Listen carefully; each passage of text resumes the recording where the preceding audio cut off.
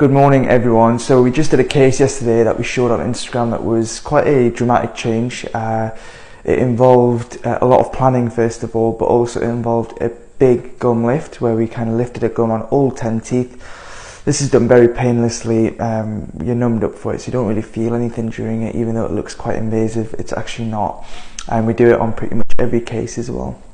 Then she had 2 porcelain veneers on her front 2 teeth, and I'll show you now. And which we have to remove, and then we replace 10 non-invasive composite veneers to kind of completely rechange the shapes of her teeth and the colour of her teeth, and just to kind of make her smile a little bit more youthful, and again to reduce the gummy smile that she showed in her smile.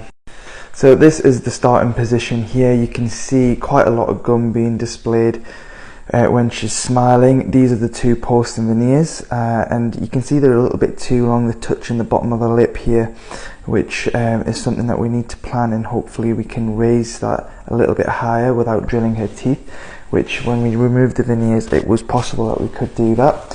So whenever we're doing a big case like this, it always starts off with a significant amount of planning first.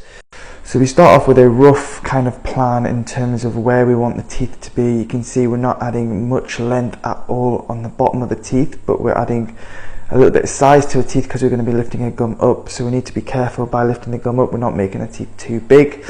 So this is the rough plan. We go into a lot more detail regarding the individual measurements of how much gum we're going to lift. We go into detail on the individual widths of every single tooth, the lengths of every single teeth, and the thicknesses to make sure that her new teeth fit the frame of her overall mouth better.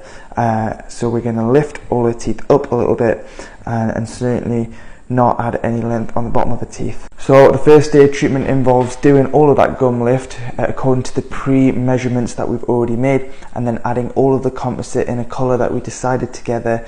And we're kind of just getting the frameworks in here. We're not getting them to look like teeth at all. It's just getting the general shapes, and then the patient can go away, have a look at her new shapes teeth, the new sizes of her teeth, the colour of her teeth, and then she can give us feedback before we come in on the next day to make them look like actual teeth. So at the end of day 1, it will look like the following. So this is what it will look like. You can see a single colour of composite. It looks very rough.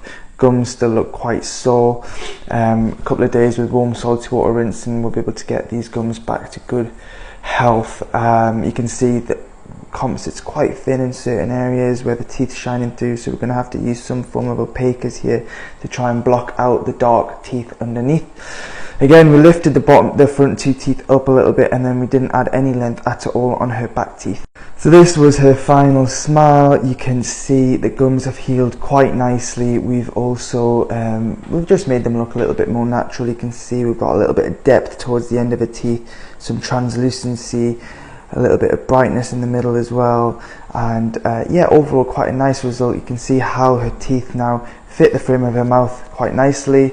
There's significantly less gum shown, and also the gum line is very symmetrical, and this is possible because of the planning that we've done, and obviously with the great level of care and attention we put into designing and also actually crafting these smiles.